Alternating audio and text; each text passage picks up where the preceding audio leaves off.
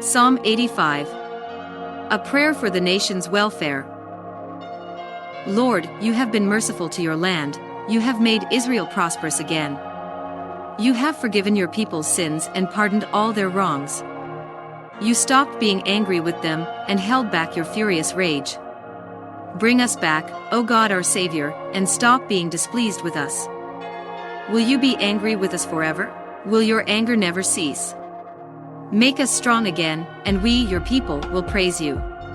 Show us your constant love, O Lord, and give us your saving help.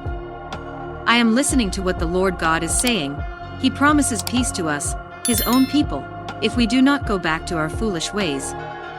Surely He is ready to save those who honor Him, and His saving presence will remain in our land. Love and faithfulness will meet, righteousness and peace will embrace. Human loyalty will reach up from the earth, and God's righteousness will look down from heaven. The Lord will make us prosperous, and our land will produce rich harvests. Righteousness will go before the Lord and prepare the path for Him.